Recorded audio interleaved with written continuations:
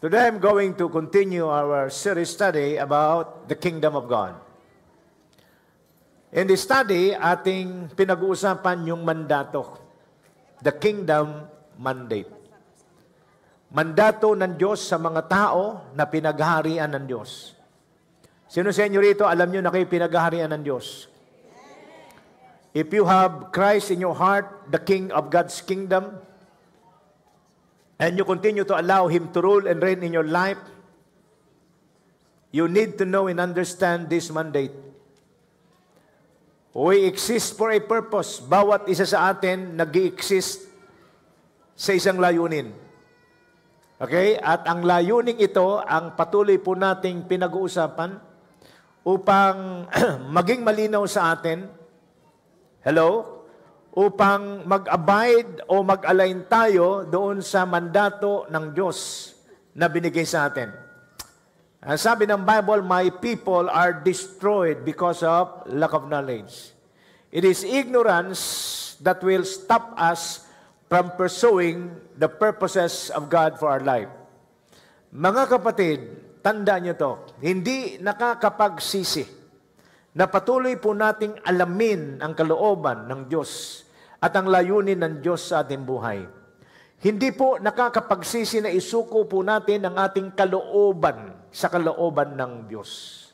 Sapagkat kung naniniwala po tayong mayroong napakagandang plano ang Diyos sa buhay mo at sa buhay ko, the only way for us to live, to enter into the perfect will and purposes of God in our life is through allowing the kingdom, the rulership of God in our life. Because this kingdom, this rulership of God is what will bring us, okay, into the fulfillment of God's plan and purpose atin.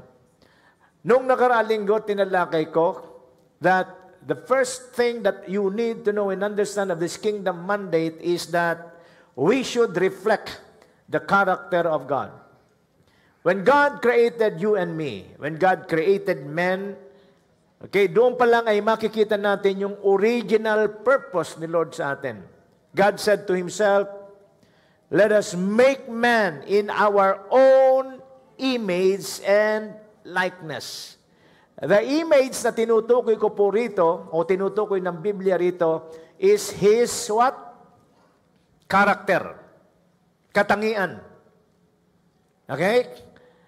That is the first and foremost, kauna-unahang bagay na bumaon sa ating puso't kamalayan.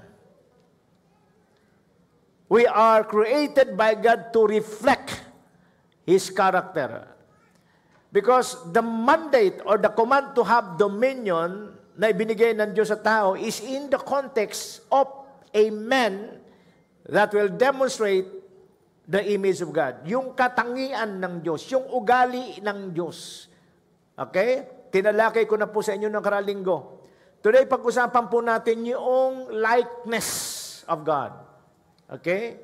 We are created in the likeness of God. At pag sinabing image speaks of His likeness, pag sinabi pong pag sinabing image, it speaks of His character, and pag sinabi pong likeness, it speaks of His function. Kaya lang, hindi nagpa-function itong okay. Ang sabi rito, then God said, let us make man in our image. What is image? Character. Mga kapatid, tuwing gigising tayo sa umaga, pagharap nyo sa salamin, tingnan nyo ang inyong mga sarili. Do I reflect the character of God? Let us have this consciousness every time we wake up. Magkaroon tayo po ng goal sa ating buhay na today, I want to demonstrate the character of God. Today, I want to follow the plans of God. Yes, we are not perfect, but the Bible says, be perfect for your Father in heaven is perfect. Jesus Christ is the one who said that. At pag ang Panginoon na nagsabi niyan sa atin, ibig sabihin niyan, God has put in you that ability to do what He has said. Andiyan ba kayo? Don't believe in yourself, believe in God. Kaya nagiging miserable ang buhay natin, hindi natin mapaniwalaan yung sinasabi ng Diyos para sa atin. It's true sa matagal na panahon, our life, our attitude, our character was influenced by the things of the world. Pero iba na ho kayo ngayon. Sabi ng Bible, if anyone is in Christ, he is a new creation. Pakisabi sa inyong katabi, you are new. Ikaw ay binago na ng Panginoon. Mabuhay tayo doon sa bagong kalagayan na tayo binago ng Diyos at ang kalagayang yan ang magdadala sa atin sa patuloy na pagbabago hanggang makita na hindi yung ugali mo.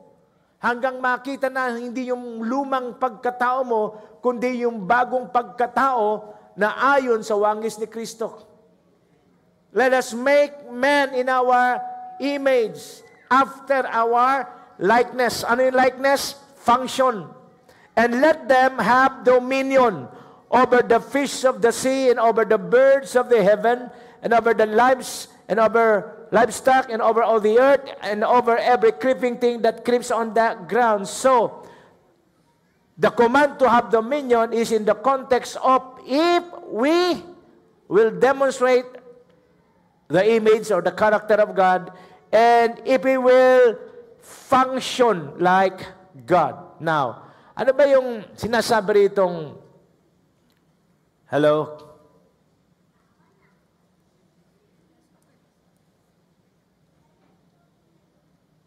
Bakit hindi gumagalaw? Next slide, please. Therefore, the Lord God sent him out from the Garden of Eden to work the ground from which he was taken.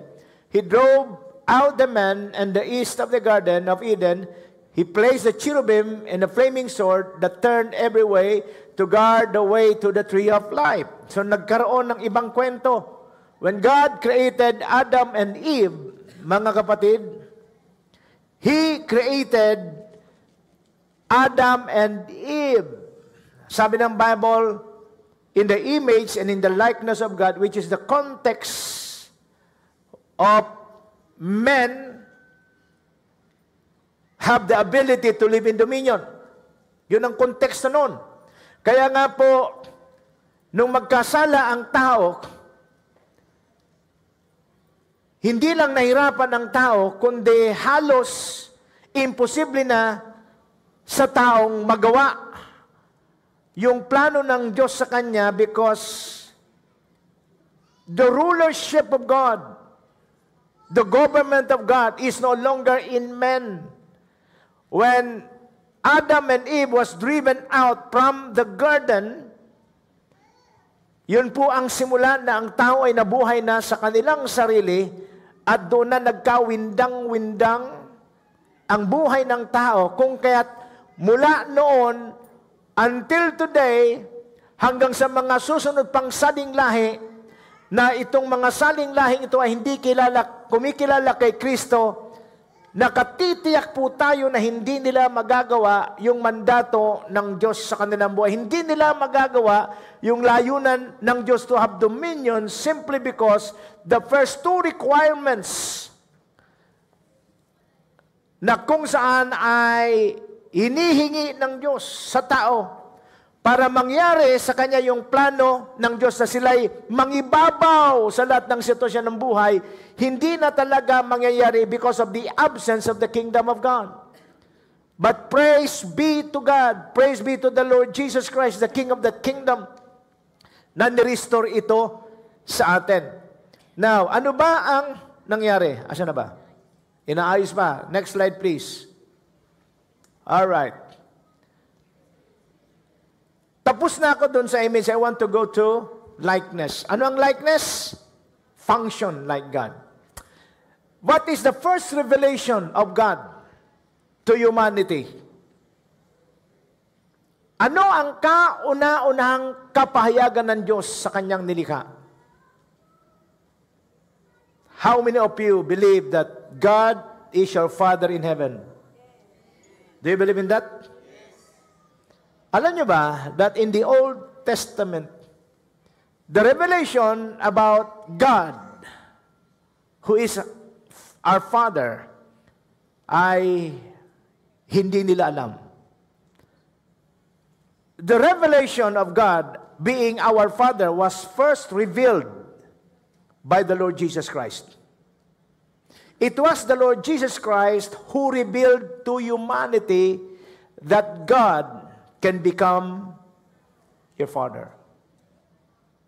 Kaya nga sabi ng Panginoon, di ba sa Matthew chapter 6, when you pray, pray in this manner, Our Father. Gulat na gulat ang mga Hudyo, gulat na gulat ang mga tao kasi hindi nila akalain, wala sa kanilang imahinasyon na ang Diyos ay kanilang Ama. In fact, isang dahilan kung bakit laging nasusumpungan ni Jesus, siya laging kaaway ng mga religious leader because every time Jesus Christ called God as His Father, to the religious world, they believe that Jesus is committing blasphemy. Hindi nila ito kayang dalhin. Hindi nila kayang tanggapin.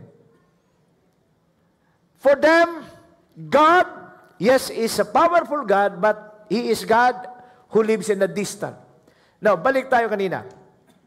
The first revelation of God to humanity, of who He is that God is what? Genesis chapter 1 verse 1, and God created the heavens and the earth. That is the first revelation of who God is to humanity. In the beginning, God created the heavens and the earth. That was the first revelation of who God is. God is a creator. When God created man, okay, man was given the ability to procreate. Hello. God has given man the ability to procreate. Ang pagkakalam natin sa procreation, tingnan natin itong mga talatang ito. Sabi nito, so God created man in His own image. In the image of God, He created him, male and female, He created them. And God blessed them, and God said to them, be fruitful and multiply. Fill the earth and subdue it and have dominion. How are we going to have dominion? Papaano ho tayo mabubuhay na nasa ibabaw ng lahat ng krisis sitwasyon sa buhay? This is the function of God that has been put into our lives. Number one, be fruitful. Ang isang lagi nating inisip, magpakarami kayo sa Tagalog, ang akala natin dito, ako man, yan ang aking paniniwala noon, na when God said to Adam, be fruitful, ibig sabihin, magpakarami kayo na anak. Hello? Magpakarami kayo na. Kaya maski wala kang kakayahang bumuhay ng anak, sige lang. Hello? Andyan ho ba kayo? Pero nakita ko ho, if you're going to read the scripture, when God said, be fruitful, wala pa rito si Eva.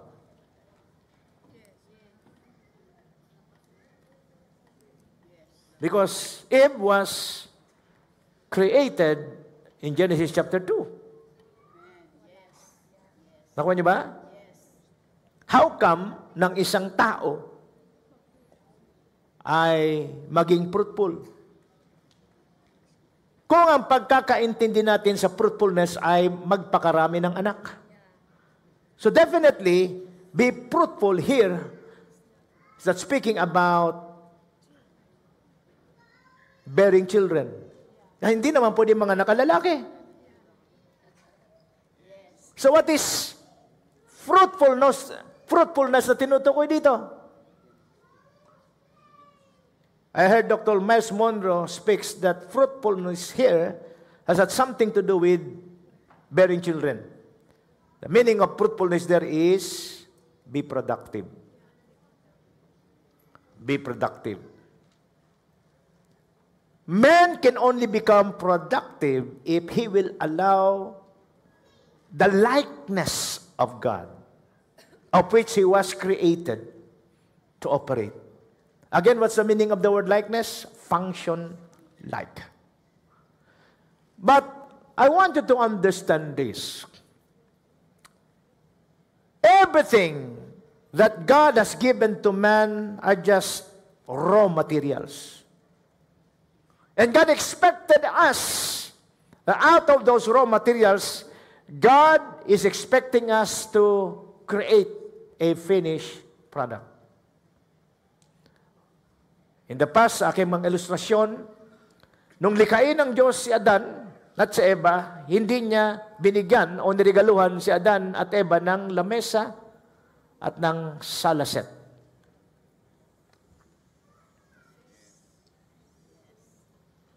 Ang binigay ng Diyos kay Adan at Eva ay puno.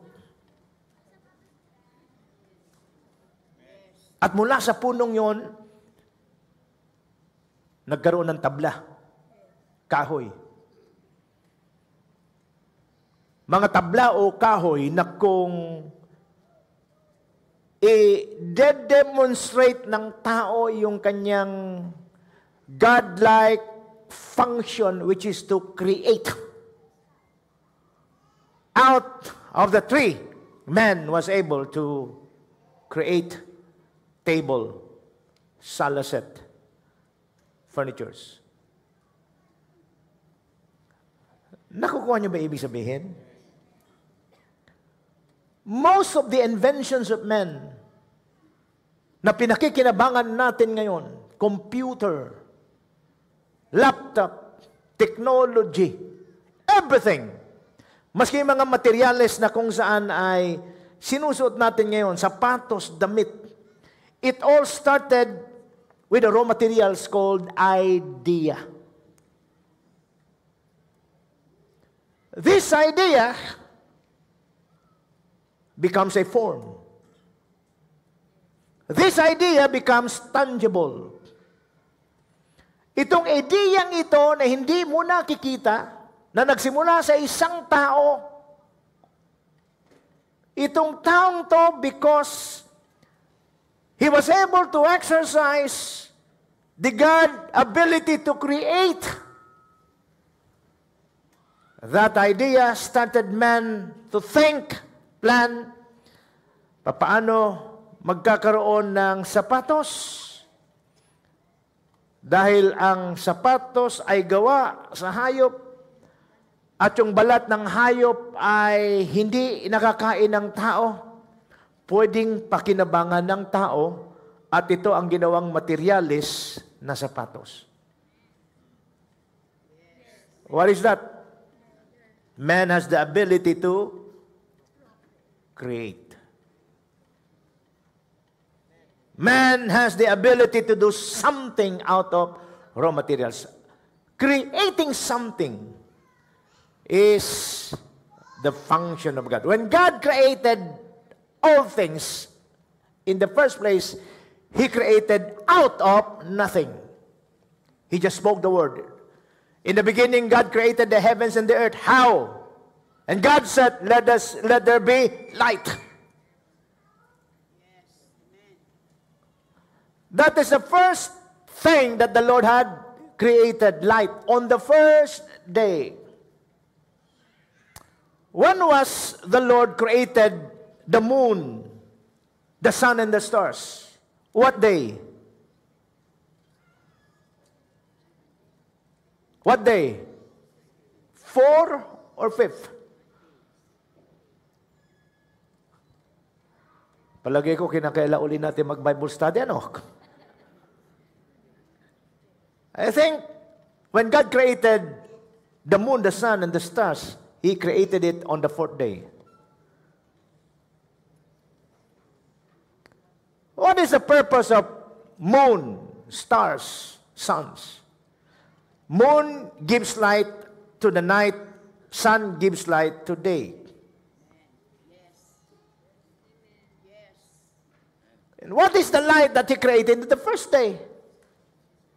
Wala pa ang araw at buwan, mayroon ng liwanag na ginawa ang Diyos at ito ang unang ginawa ng Diyos sa first day. So iba'y liwanag nun at iba yung liwanag na bigay ng araw at buwan.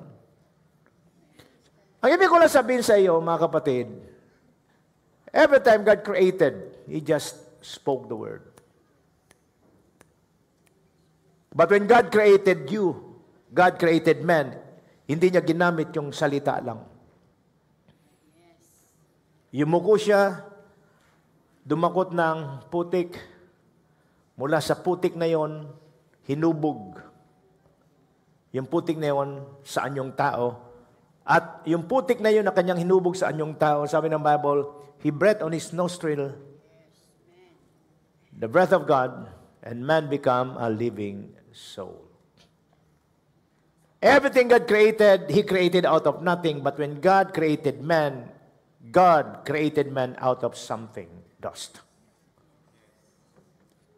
That was the start of creation, out of something. And God put in man that ability. The ability to what? Not only procreate, but the ability to create something.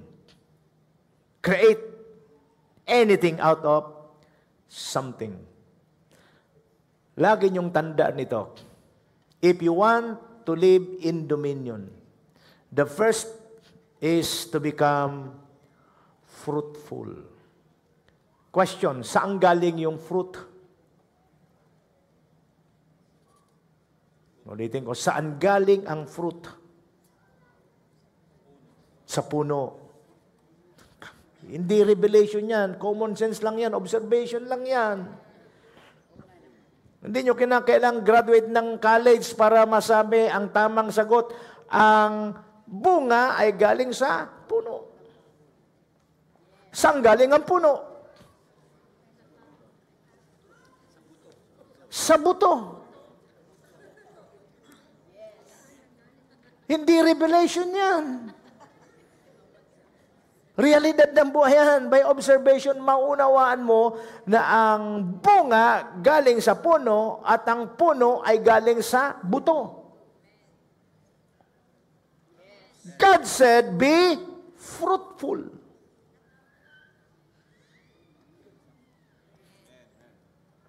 So, if you want to become fruitful, you must become seedful.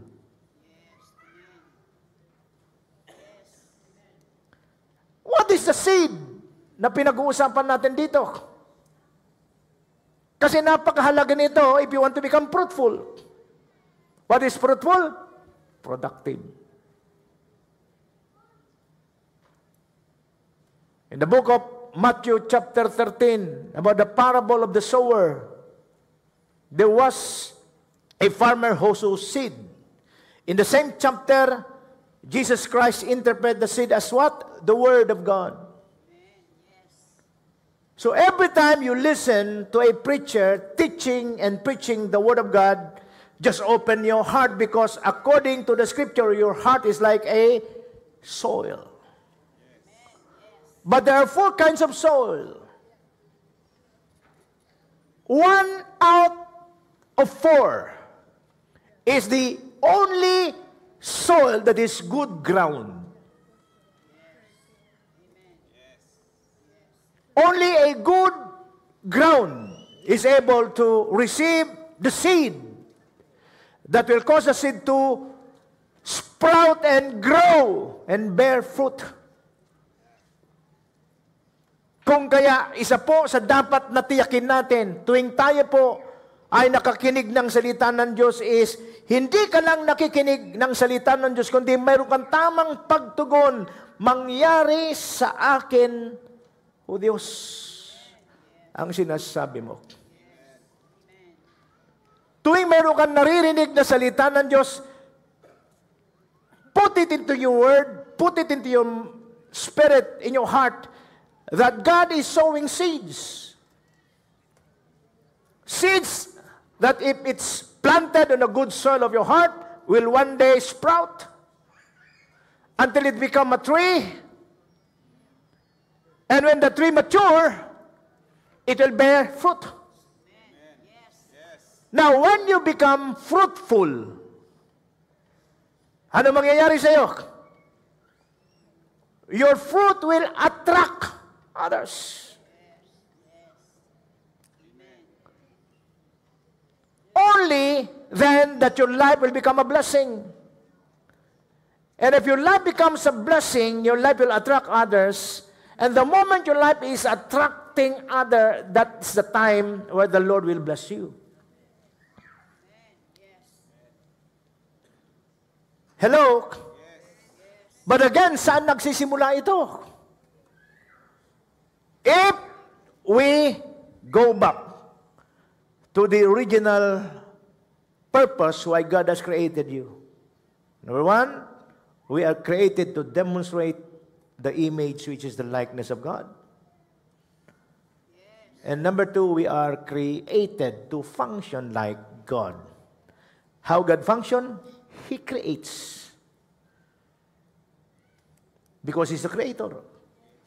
Don't you know that most or almost all of our needs can be met if we are going to stir up those power to produce or create. Deuteronomy chapter 8:18 it says, remember this, it is God who gives you the ability to produce wealth. Remember this.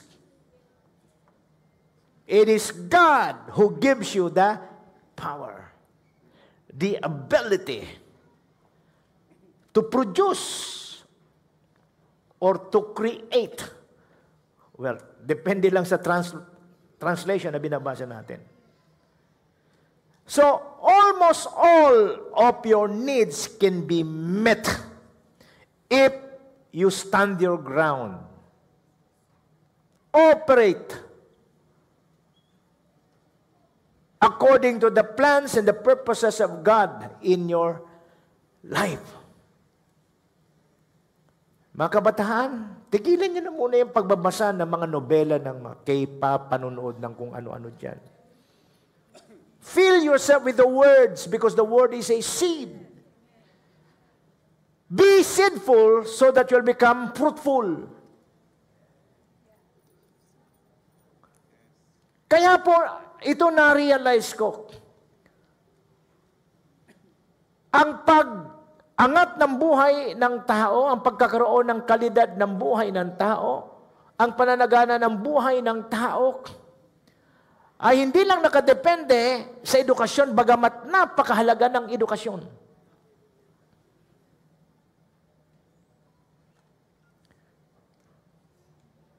God willing, this coming July, I will speak doon po sa high school na pinag-graduatean ko. They're inviting me to be their guest speaker doon sa graduation.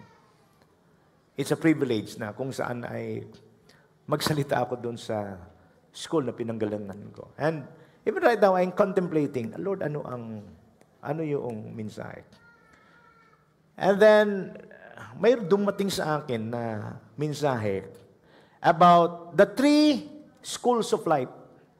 Ang tao pala mayroong 3 klaseng eskwelahan na dapat pasukan. At ang eskwelahang ito is simultaneously. Ibig sabihin, pwedeng sabay-sabay. Pwede kang pumasok sa 3 to ng sabay-sabay. Actually, dapat sabay-sabay. Ang problema dahil hindi natin alam, hindi natin pinapasok to. Kung kaya't ang tagal makagraduate dito or ang iba hindi nakagraduate dito. Gusto niyo malaman yung the 3 schools of life? Number 1, ito yung school as an institution. School as an institution. Ito yung school na kung saan pumapasok tayo, elementary, kinder, elementary, high school, college. Tama? School as an institution.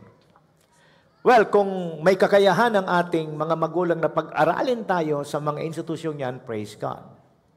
Pero hindi lahat ng tao ay may kakayahang mag-aral sa mga institusyon yan. Even if mayroong kakayahan na magulang mo, kung tamad ka naman, hindi ka makatapos o hindi ka matututo. And the second school na kung saan pwedeng magbigay sa iyo ng pagkakataon is what I call the school of experience. School of experience. Magsulat kayo, wala to sa libro. The school of experience. Kanina binanggit ko, education is not a guarantee, bagamat ang edukasyon ay napakahalaga. At maraming nakapag-aral, nakapagtapos nga, pero sira din ang buhay. You know why? Because they don't pass the test of the school of experience. Sabi nila, experience is the best teacher. That is wrong. Because most of the time, when experience teaches you, it's painful. Most of the time. And most of the time, when we learn from the school of experience, nasasaktan tayo. Tingnan niyo mga batang makukulit, anak niyo, nagluluto kayo, kaya namamalansya kayo. Di ba? Anong gagawin anak niyo? Gusto agawin yung plancha. Sabi mo, huwag kang malikot, mapapasok ka dyan. Hindi alam ng bata yung pasok kasi wala pa siyang karanasan. Akala niya laruan lang yung... Aware din siya, bakit yung gusot na damit pag dinaanan ng plancha? Wala siyang kamalay-malay kung anong dahilan doon. So pinipilit niyang abutin yung plancha, sinasaway mo. Huwag kang malikot, mapapasok ka. Nalingat ka. Mamaya narinig mo, umiyak yung bata. Paglingon mo, napasok na pala. Bakit hinawakan? Doon natuto yung bata. Doon natuto yung bata na mainit yung plancha. Pero bago siya natuto, nasaktan siya. That's why I don't believe that experience is the best teacher, because most of the time when you learn from experience, it's painful.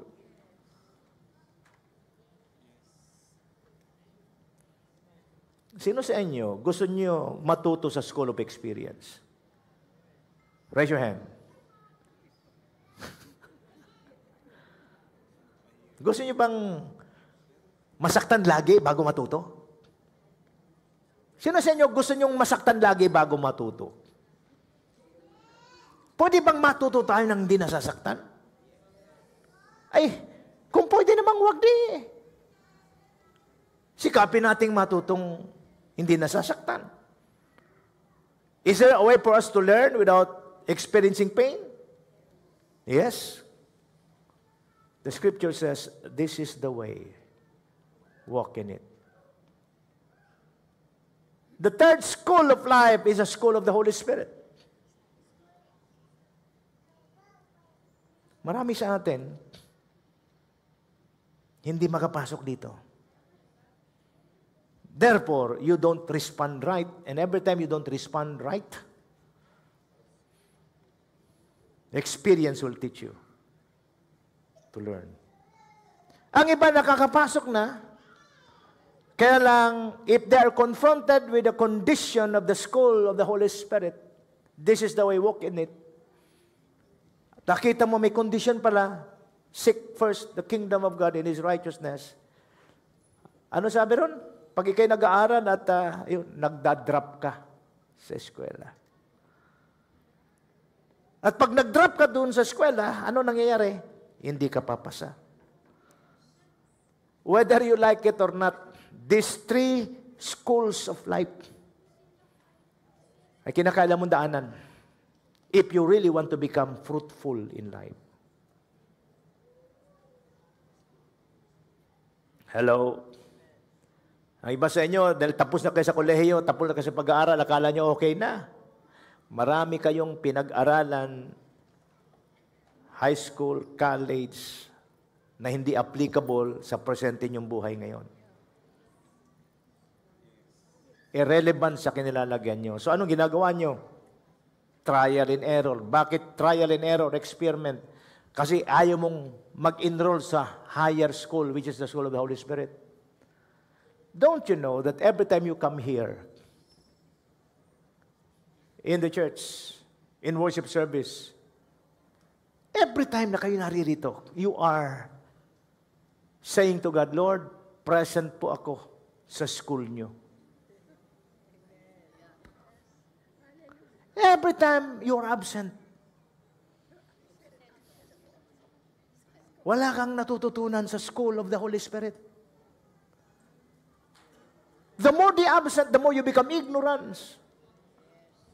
And the more you become ignorant, the more you have the tendency to be destroyed because of people are destroyed because of lack of knowledge. 3 schools of life. Sino sa inyo naka-enroll dito? Tingnan mo yung katabi nyo. Bakanting upuan. They don't report to the school of the Holy Spirit. And because they don't report to the school of the Holy Spirit, they don't know today that there are 3 schools na kinakailangan mag-enroll sila. Mayroon silang pagkakataon if they will watch this preaching sa replay. But the point is, yung pagpasa po natin sa buhay, yung pag-angat ng buhay, yung pagiging fruitful po natin, mga kapatid, ay resulta sa pagiging seedful natin. Yung pinupuno natin ang ating puso ng mga seeds. Salita ng Diyos. Kasi bawat seeds, salita ng Diyos, seeds, ito po yung mga aral ng buhay na kung pananatiliin nyo sa inyong puso. If your heart is a good ground, it will sprout. It will grow. It will bear fruit. And your fruit will remain. Palapakan natin ang Panginoon. You want to function like God? Create your own destiny, create your own world according to what God wants you to accomplish? Before you become fruitful, first you must become seedful. Nakakita na ba kayo ng orchard ng mango? Pag sinabing orchard, ang ibig sabihin niyan, maraming puno ng mangga. Hindi lang isang puno ng mangga. Praise God, pag may isang puno ng mangga at namunga, mayroon kang harvest. Ang problema, pag naubos na yung bunga ng nag-iisang puno, bibili ka na naman sa iba. But if you have an orchard, anong tawag orchard? Lugar na maraming puno ng mangga. Ano no? Plantation ng mangga, orchard. Maubos man yung bunga ng isang puno ng mangga because you have a plantation, orchard of mango tree. Masiubos na isa, meron pang mga puno. Make your heart like an orchard. Make your heart like an orchard, a plantation of seeds. Because when your heart become a plantation of seeds, when those seeds sprout, tumubo, pinalago, nagmature, nagbunga, hallelujah. Pakisabi sa inyong katabi, ang sarap mabuhay. Hindi ko sinasabing you are free from challenges of life, crisis of life, but you will what? Prevail. You will govern. And that is the kingdom of God. Repent, for the kingdom of God is at hand. Change the way you think. My job as your pastor, my job as a teacher and preacher of the word is to help you change the way you think. And I know the strategy. Do not conform any longer to the pattern of this world, but be transformed by the renewing of your mind. I need the Word of God to be planted deep into your heart. That's the only way for you and me to be changed. Renewing of the mind. Kaya kung inconsistent ka, deliberately, intentionally, you are inconsistent sa pagpasok sa school of the Holy Spirit. Even if graduate ka sa institutional school, most of your time, you will learn in your life painful lessons of life. Ayaw ko ho na matututo ako doon sa school of experience. School of experience, it automatically operate. Whether pumasok ka o hindi, sigurado yan. Sa school of experience, pumasok ka o hindi, sigurado yan. Kasi ang law na nag-ooperate dyan, what you sow is what you reap. The school of experience will prove to you that when you violate the laws and the principles of God, it will prove to you kung ano sinasabi ng Diyos and you violate the laws of God, it will surely happen even if you ignore it. It's like this. Whether you are a believer or not, whether you're a Christian or not, whether you are infant or mature in Christ, don't go against the pull of gravity or the law of gravity. Andiyan ba kayo? Ano ibig sabihin yan? Kung ikay aakyat sa building na ito, ang sinasabi mo ay, hindi ako naniniwala sa gravity, law of gravity. Matalino ka o bobo? Nakapagtapos ka o hindi? Ano man ang relihiyon mo? Sino ka man? Pag tumalan ka mula sa tuktok ng building na to hanggang baba, titiyakin ko sa iyo, pag tumalon ka, hindi ka lulutang, doon ka dadamputin. Because it's a law, it's a principle. That is what the school of experience can teach you. Painful. And praise God because He's offering us another school na pwedeng makapasa ka o bypass ka doon sa painful way of learning. How? This is the way walk in it. How? Making your heart open to every seeds of the Word of God to be planted deep into your heart. Alam niyo, misis ko minsan nagre-reklamo sa akin, Dad, sakit na ng tenga ko sa pinapakinggan mo. Dati, madalas ako pag nagbibiyahe, long hours. 774. Hindi ako katulad ni June. Ano yung 774? D, W, W, W. Mga kanta, mga awitin. But again, it's a waste of time for me. Papunta po ako kapon sa Batangas, nag-speak ako sa isang convention ng isang denomination. 1.5 hours. Kikinig ako ng mensahe. You know why? Because I want my heart to become full of seeds. Pagkatapos, pagbalik, nakinig na naman ako ng mensahe. Nagre-reklamo misis ko, Dad, sakit na tenga ko. Para hindi sa makatitinga mo, mag-take note ka kasi nagmamaneho ko. Sabi, nag-take note siya, wala siya magawa. May de-develop ako. I want my life to be full of seeds.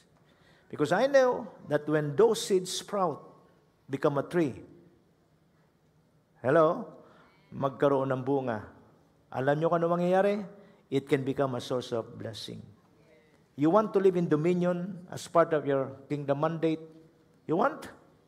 Be fruitful. Next week, pag-usapan natin, after being fruitful, anong gagawin natin? multiply. Again, don't think about having so many children. Kasi yung command na to nang binigay kay Adan, nagsusolo pa siya. Malinaw? God created men in His own image. In the image of God, He created him. Male and female, He created them. And God blessed them, and God said to them, be fruitful. Next. Next. Multiply. Pakisabi sa inyong katabi, huwag kang mawawala sa linggo. In Jesus' name. Father, we thank you for your goodness and for your faithfulness. Today, we just want, Lord God, to live our life unto you, submitting ourselves to your perfect plans and purposes. We want, Lord God, our hearts to become a good soil, a good ground for the seeds to be planted in this less than an hour preaching and teaching. We know, Lord God, that you have sown seeds, Lord God, and I pray that this seeds, oh God, is planted deep into the good soil of our heart. We will continue to water it, nurture it. We are believing, Father God, one day it will sprout. It will become a tree. And the tree will bear fruit. That fruit will remain. Thank you, Lord God, because you're giving us an understanding that when our life becomes fruitful, we will attract people. And the moment we start attracting people, there's a time that you will bless us. There's a time, Lord Jesus Christ, that blessings started to flow. We thank you, Lord God, for this understanding about how life goes on. We thank you, Lord God, for this understanding that we can live heaven on earth. This is your plan. This is your purpose. Our Father, thou art in heaven, hallowed be your name. Your kingdom come. Your will be done on earth as it is in heaven. Thank you, Lord God, for giving us this understanding. And we will pursue, Father God, for this truth to make it a reality, Lord God, in our life here on earth. In Jesus' name. Amen, amen, and amen.